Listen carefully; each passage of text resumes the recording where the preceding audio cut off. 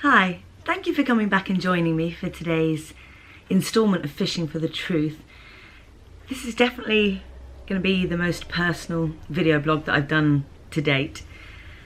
The reason for this is because I'm about to share with you in a little while an experience, something that happened to me that kind of really changed the course of the path I thought my life was going to take and kind of sent me down a different road.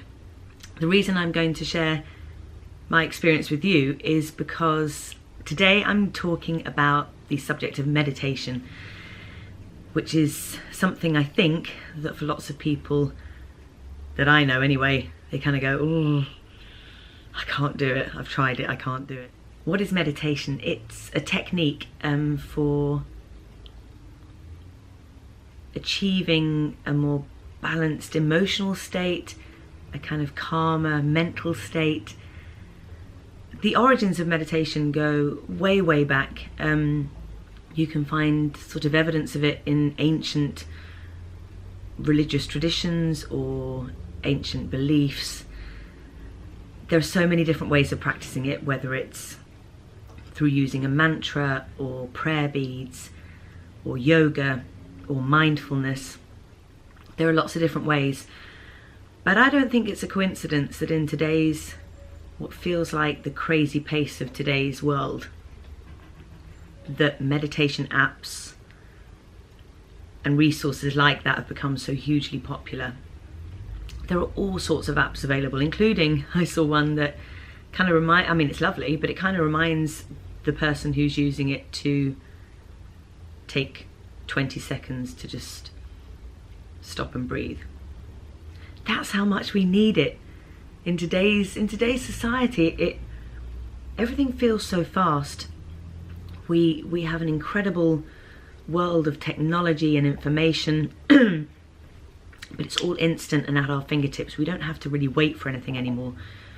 I know when I was younger, if you wanted to find out a particular piece of information, you had to physically go to the library, go to the reference section, find the book, look up what you needed, write it down, or check a library book out, take it home. Everything sort of took time. And this concept of time, that's another thing for me that meditation gives you, apart from many other things. It's time. So, I found a way of meditating that works for me. If I was an expert watching this and watched the end of the video blog, I might go, that's not technically, the correct way of meditating.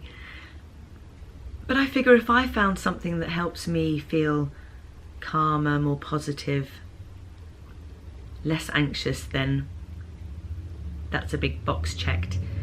In the past 20 years especially, in the Western world of medicine and psychology, mindfulness and mindfulness programs have been used, or increasingly being used, to help people, be they sort of clinically healthy or not, because it is used to reduce stress, anxiety, pain, depression, to help with all those things.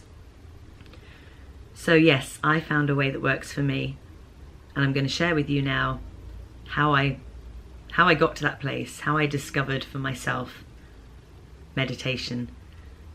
And I figured if it works for me, whether it's technically correct or not, it may just work for you as well. Who knows? This is my truth. Tell me the truth. Tell me my truth. Tell me what the truth feels like. This is my truth. Yeah, truth.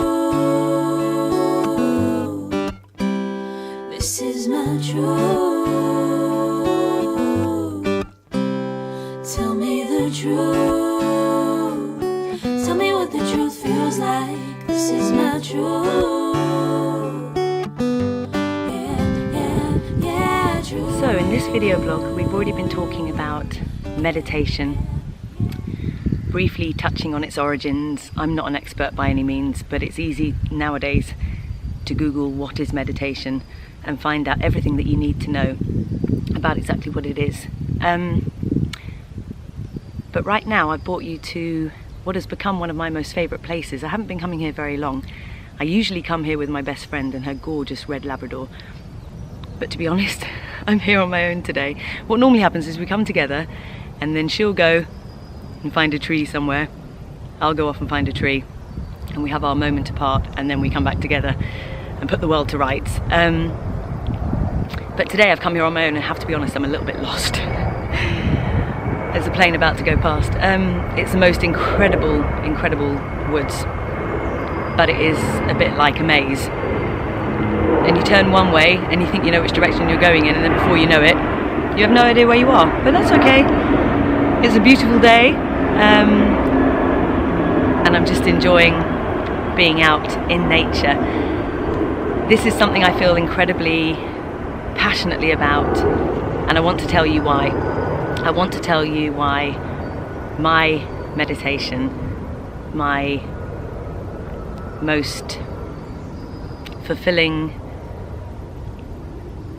pivotal moments for me are when I'm out and about in nature. I didn't discover this, I didn't discover the healing powers of nature until 2010. And I want to give you a really brief rundown of why 2010 was such a major year for me. I'll explore it more probably in a later video blog. But basically, in 2010, I was diagnosed with something called premature ovarian failure. This is exactly what it says. Premature, so it's early ovarian failure. Your ovaries stop functioning, they stop producing any viable eggs, and basically I found out I was infertile and was going through what's more commonly known as an early menopause. For me, there's no rhyme or reason why this happened. I was 35 at the time, and after about 10 months of blood tests and investigation, this was the diagnosis. So it was shocking beyond belief, and it threw me into a bit of a tailspin really. I was so desperately sad about it. I'd always wanted my own biological children. And so this news that came out of the blue really knocked me for six. I felt like I didn't really know who I was anymore. And I know to some of you that's going to sound really bizarre, but I can guarantee you, through doing a little bit more research, that's a very common way for women who are diagnosed with this to feel. You just lose your sense of self.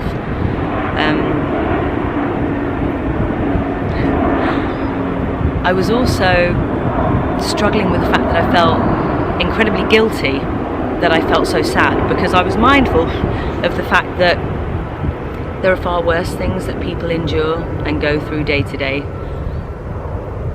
But although we can empathise with other people and try to put ourselves in their shoes, all we really know is our own experience. And for me, this was my experience at that time, and I was desperately sad about it. So what did I do? I just forged on, kept working, tried to sort of just keep going and get on with things. But what was happening inside was that I was developing what I call a noisy brain. I was developing a sort of constant internal dialogue and internal chatter in my head that was negative. It wasn't good at all. Feelings of being worthless, I'm not worthy, and this constant noise inside my head. So what happened was, I went in September 2010, I was diagnosed in the March. In September I went on a retreat. I'd never been on a retreat before, because I just wanted to try and find some kind of sense of peace, because my insides were in turmoil. I was just so sad. So I went on a retreat, and that was where I was introduced to the healing power of nature and I was also introduced to meditation. I'd never meditated before. I'd prayed throughout my life, but I'd never meditated. So on the first day, there was a small group of us, and they took us out to these beautiful woods. It was down in Somerset, a beautiful part of England. And they took us out there, and we spent a few minutes standing underneath some trees, kind of feeling the ground beneath our feet, trying to just breathe, focus on our breath, and just try and still our minds, just quieten ourselves. And then the retreat leader said to us, everybody go off, find a tree, sit down and just be, and write whatever comes to you. So I went off, I found my tree, I sat down underneath it, and I leaned against the trunk. And I know it sounds crazy, but in that moment it suddenly occurred to me that I'd never done that before. I'd never sat under a tree and just been still and silent. I'd been to parks, no doubt I'd sat under trees before, but this was the first time I wasn't either interacting with somebody, or I had company of some sort, or I wasn't thinking about things. I was just still. And the feeling that came over me was so palpable and so powerful. I was suddenly incredibly aware of this immense energy around me. And in that moment I felt incredibly grateful to be experiencing that, and thankful that despite what had happened that year, it had led me to that point in time under that tree where I felt it. I felt the energy around me, and that began my love affair with nature. It is now my go-to place, whether it's walking along a beach, listening to the waves, walking through the woods, in a park, anywhere where, in theory, ideally, there's no man-made noise. I know we've got the odd plane going past. But all the things that I mentioned earlier about what meditation is for, and I know that people use the focusing on the breath to quieten their minds and to still their thoughts. For me, it's birdsong. Turns out birdsong has become my most favourite sound. I never knew that before, but it is. So what works for me is coming to a place like this, and what I do is, after I've focused a little bit on my breath, I then tune in to all the sounds around me, whether it's the birds or the occasional rustling or something usually falling from a tree. Sometimes here you get deer, wild deer, that just kind of run past. It's quite incredible. But when I tune into those sounds of nature around me, what happens is that everything in here just goes, and my mind quietens itself. And the ironic thing is that when I think about nothing, so when I focus on my breath, or when I focus on the sounds of nature around me, that is when revelations happen for me. That is when I work out what I'm not doing, what I'm struggling with, what I need to do, what I'm grateful for. Everything sort of comes to a conclusion, and I have awakenings and kind of aha moments, and it's all because I'm actually not thinking about anything consciously. And when I do that, that's when whatever powers, however you like to define it, the source of all that power speaks to me, if that makes sense. And I come to my own revelations, and I feel calmer, I feel more positive, I feel like I've just woken up a little bit, and that things make a bit more sense. And it's so bizarre that happens when I don't think, when I don't use my noisy brain.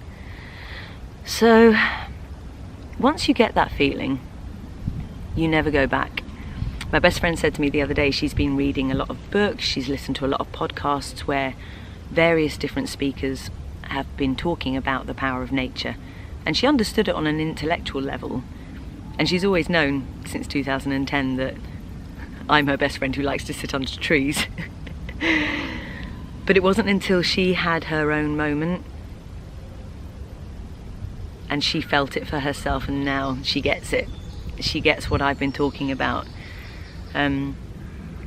So if you have a noisy brain, I'm just putting it out there that if you can get yourself to somewhere that is free from man-made noise, just try it. Just try. If you find it hard to, well, it's not about stopping the thoughts that go through your head, is it? It's about accepting them and letting them flow through, as opposed to reacting to them.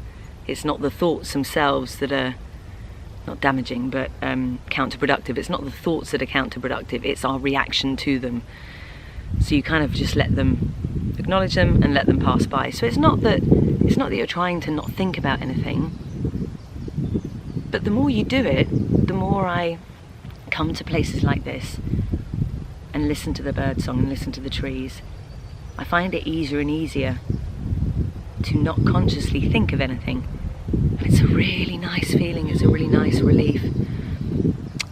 So going back to 2010, that was my introduction to nature.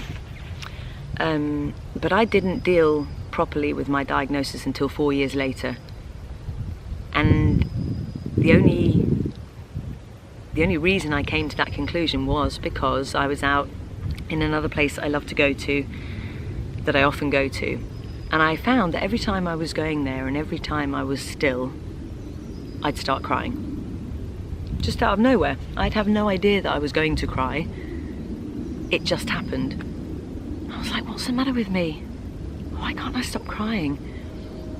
I'd noticed anyway that my anxiety was coming to the surface a little bit. I was feeling out of sorts, but I still just kept pushing on.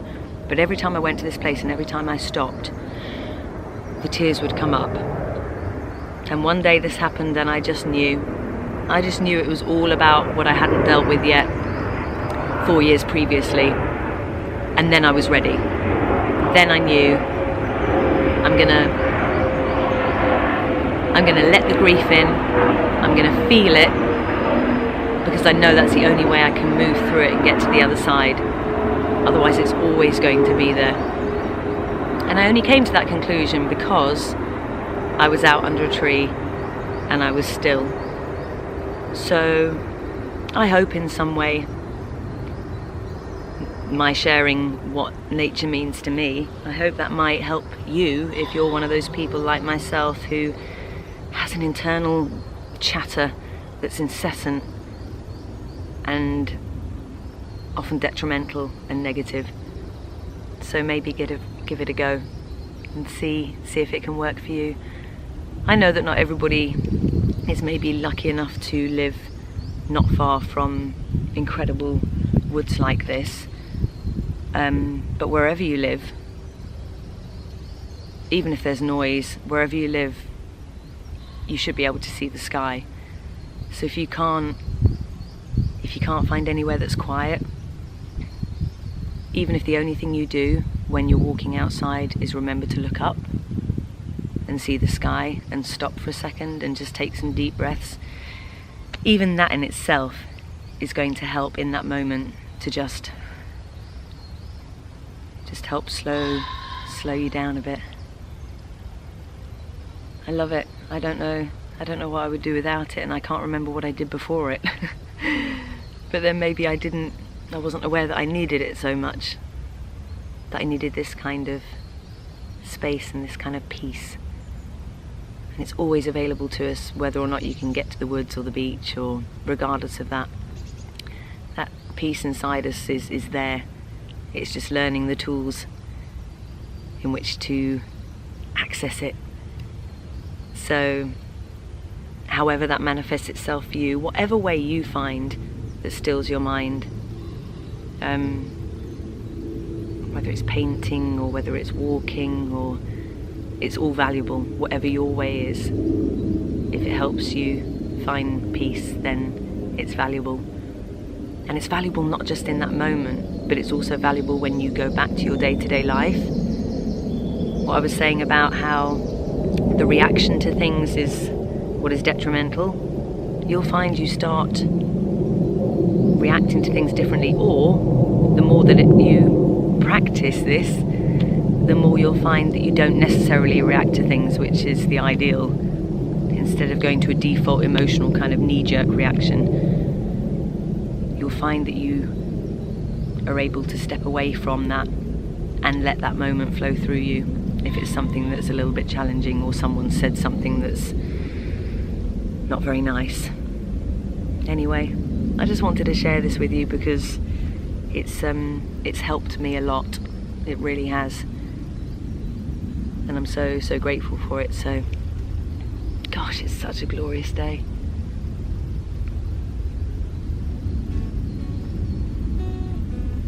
I hope you can find your peace, and I hope your brain remembers to shush every now and again. Noisy brain, honestly. Grrr.